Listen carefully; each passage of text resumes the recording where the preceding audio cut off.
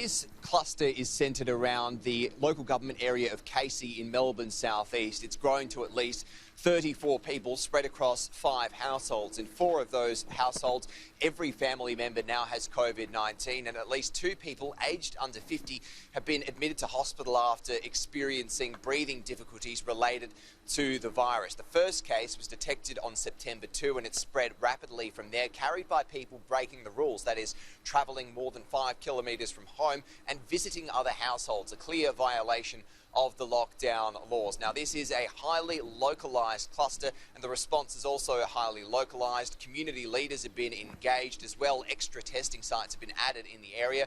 Anyone showing even the slightest of symptoms in that southeast corridor, especially those who have been to the Fountain Gate shopping centre recently, is being urged to come forward and get tested as well. The local community, the Afghan community, feels as if it's been scapegoated by the Department of Health. It's currently engaged in a war of words with Chief Health Officer Brett Sutton after a fiery teleconference earlier this week.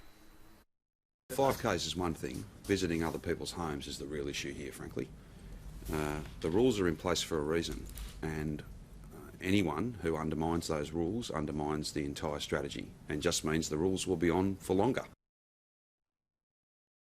As well today, Janie, this morning it's been revealed how Victoria intends to bolster its front line against coronavirus. The Department of Health and the Department of Justice are currently engaging retired police officers to assist with engagement and enforcement activity. Now, these former police officers would be given extraordinary powers, including the ability to move on, detain and even arrest people suspected of breaking the rules or spreading the virus.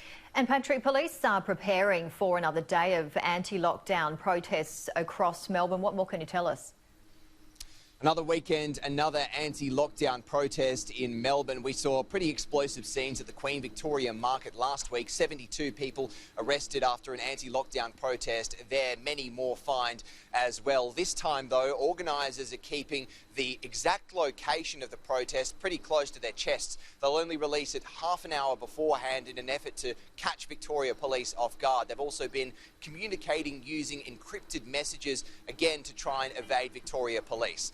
Police, though, say they will be on top of this. There's expected to be a bolstered police presence at the Shrine of Remembrance, the Queen Victoria Gardens, the Queen Victoria Market, as well as the CBD in general. They say no matter where this protest pops up, they'll be there waiting and anyone attending will face the full force of the law.